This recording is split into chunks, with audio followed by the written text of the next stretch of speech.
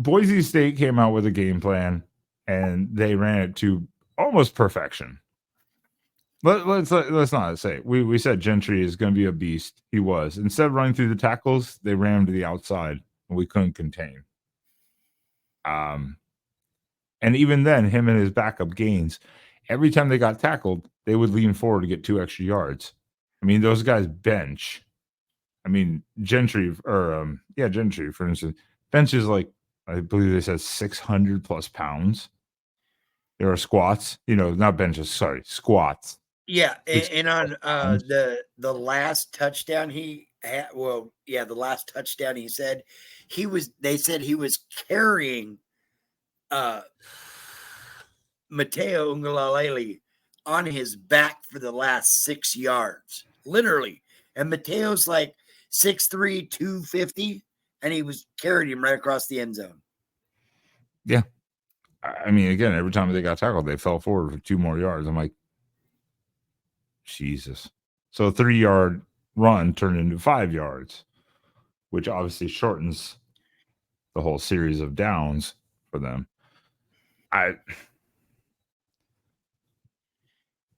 This O-line is awful. What's up, Captain? Absolutely awful.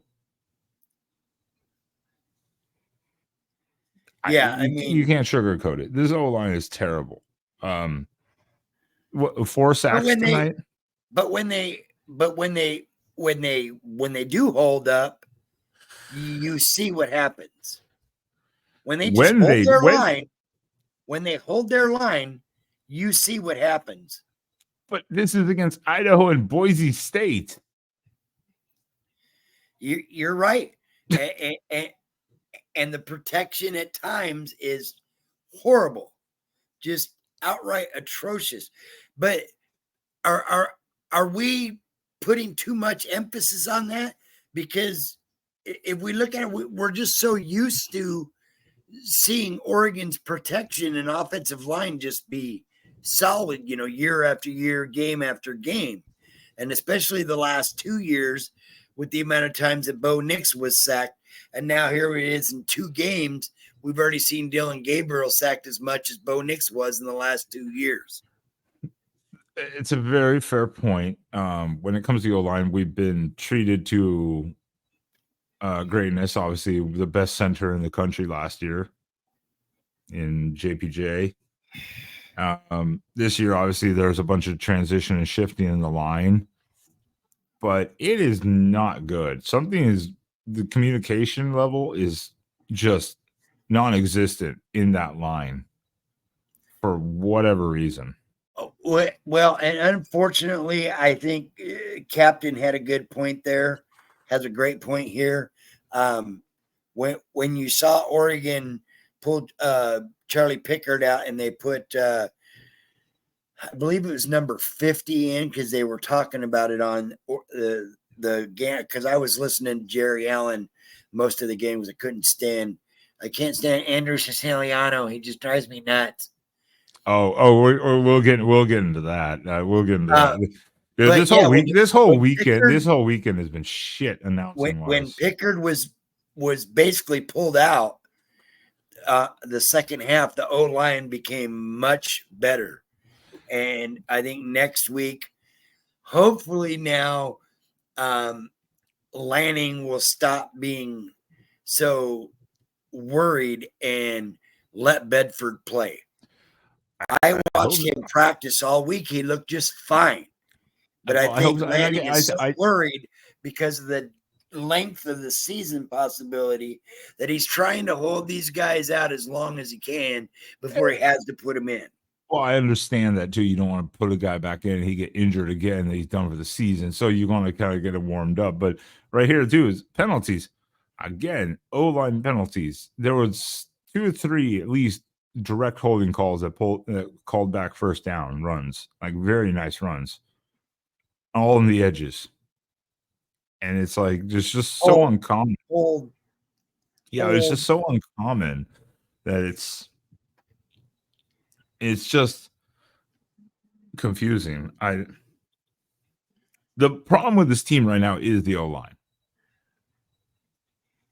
Oregon we've been used to, I mean, again, we've been spoiled, I guess, in a way that we have been able to watch the last couple of years this Oregon team do like 8-9 minute drives of just running the ball down people's throats.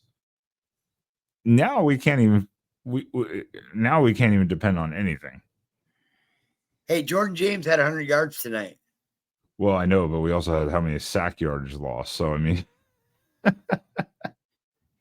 Right. you know, But and Gabriel ran the ball a little bit tonight when he had to, especially in the second half.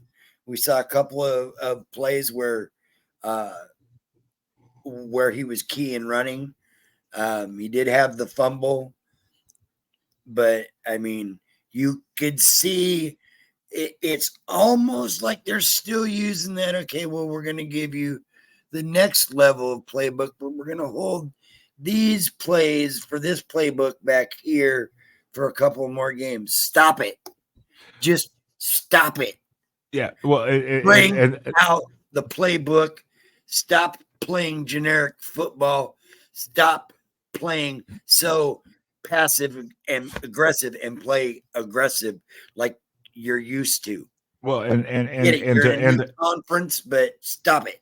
And to the captain's point here, the play calling, there were times where it was bad. I think some of that's Lanning's call because there was that backed up on the goal line and 3 straight runs, 3rd and 5. They just ran it again because he was so hesitant, I think, because of the O-line.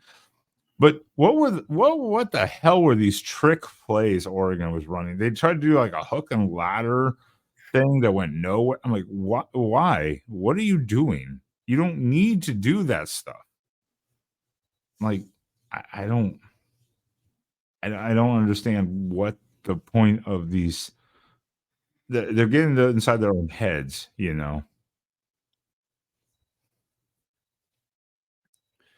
Let's see here. Yeah, I think this. I mean, one, these you don't even know how many text messages that these guys send in our group text. I swear to God, I looked down at one point, there was 47 messages. I know that they sent over 150 throughout this game. And I responded a few times. I was trying to watch the game and not have a heart attack. Yeah. Of anything, of course, a win is good, but at what cost? We got to clean it up. We're 2-0. I haven't seen any major injuries. And our guys that have been being held back from injury should be able to play in the next couple of weeks. Hopefully they'll play against Oregon State because it's time to just break out the can and whoop ass before you go into Big Ten play. Yeah. I mean, you got Oregon State and then a bye week, and then you have to play UCLA at UCLA. Not bad, but then you start getting into kind of really the meat of everything. And yeah, as to what it's like, he's got to figure out the work of the offense. Yeah, again, and the penalties, turnovers, yes, 100%. Like the offense had some very explosive plays tonight. They finally matched it. Gabriel missed a couple of those throws in the fourth quarter, unfortunately, just a little bit. Those were both explosive plays that could have been hit, but there were some. The turnovers, though, yeah. What was happening with the turnovers? We have not seen Herbert fumble before. He all of a sudden fumbles. Next one, bad snap or early snap. Gabriel recovers it, and then he fumbles it as he tries to get back to the line of scrimmage. I'm like, that was when I started to have a heart attack. Just going, yeah. I mean, I'm like, are wait you a minute. absolutely? You're up 27-20.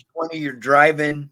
You're about to go up 2 scores, and all of a sudden, back-to-back turnovers, and you're down 7. What the fuck just happened? Yeah, I'm just trying literally to kill right me. after shout. Literally, right after shout was played, shit went to hell in a handbasket for the next 5 minutes. Yeah. Now so penalties obviously, yeah, big. The turnovers just abnormal. We have not seen anything like that, back-to-back drive turnovers like that. We have not seen that in a while. And I just don't know. I don't know what's going on with this team. I don't know if there's a lack of just continuity, a lack of trust, a lack of whatever it is. There's something just not quite right with this offense. Well, there's a couple of points too. Like what L just said, there seems to be a lot of your top teams are struggling this year. I do like this because I said this on the Sunday night show, I think like a month and a half ago. I said, could we be looking at a 2007 season again? Where it's just absolute chaos. Yeah. You never know. I mean, and again, we give full credit to Boise State because Boise State is a team that's not afraid to play people. They are always, well, especially after midway through last season, they're a very good team. They have been for a long time. Oregon has never beaten Boise State. So that was a good reason, for pride for Boise State to play hard. And you're the number 7 ranked team. So, of course, you're going to be in the bullseye of everyone on your schedule when you're the higher ranked team. Okay, you relax. What did I tell you about not reading the chat? What did I tell you about not reading the chat? I can't help it when an asshole puts up a super chat. Well, I appreciate that super chat from this asshole. I mean, he just has to feel good. He probably super chatted in Michigan earlier too. Oh, I'm sure he did. He gave them watching Big Ten pretenders stumble through cakewalk season has me feeling some hype. Wait, rip rich homie Quan. Well, Boise State is not exactly a cakewalk. Ask Notre Dame about Northern Illinois. Yeah, and ask Michigan about Fresno State last week. I mean, Fresno State and Boise State are not cakewalks. Yeah.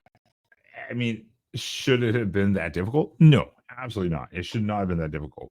We were both off so far. I haven't even looked at our score things. Oh. We were both so far off.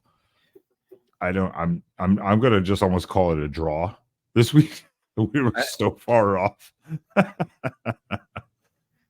Well, yeah, because we're both off a little bit on our points, but we were way off on Boise's points. Yes, way off. So Sean, I appreciate you supporting the Oregon channel. We'll see you in Eugene next month. That's right. It helps. I'm glad you support the Oregon channel. It helps. Mark loves it too. You bandwagoners. I'm gonna get to some of the chat here in a second. We gotta go over some things though. There were good things. I will say, so during the third quarter, especially, I thought the defense, that's when I thought we took over the game. Finally, in the third quarter, the defense, pass defense was great. The run defense started like really getting into gear. Everything was coming together until about the last 4 minutes of the third quarter. Then it just started to fall apart. It fell apart at the beginning of the fourth. But that was when we started having like the fumble and shit like that. That's when it started to fall apart. At the last 4 minutes of the third, it's kind of when it started to fall apart. The main chunk of the third quarter, I was like, "All right, we're okay. Defense is adjusted," and then it just went to hell.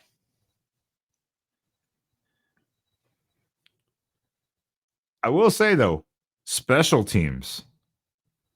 Phenomenal. Can we give some shout outs here? I mean, Tez Johnson, 85-yard return, punt return touchdown, and then Whittington, the 100-yard kickoff return touchdown. There was the question of whether he dropped the ball before the end zone. Well, it didn't really. Close. I mean, it didn't really matter because even if he did, it stayed in the end zone, and Oregon picked it up anyways. So it was still going to be a touchdown. Oh, I didn't even. All I was. They did not specify that. Even if he dropped it before the line, Utah flashback. Yeah, oh no, yeah, no. There was a flashback. I had a horror, but immediately I was like, no, but it stayed in the end zone. Oregon picked it up. So it was still going to be a touchdown no matter what. Right. Regardless of that, it was still going to be a touchdown. They just left it as is. Yeah, no, they confirmed touchdown. That was Yeah. kind of weird, a little weird call there. They didn't even specify like, well, stands or oh well, it was recovered by Oregon in the end zone, so it's a touchdown regardless. So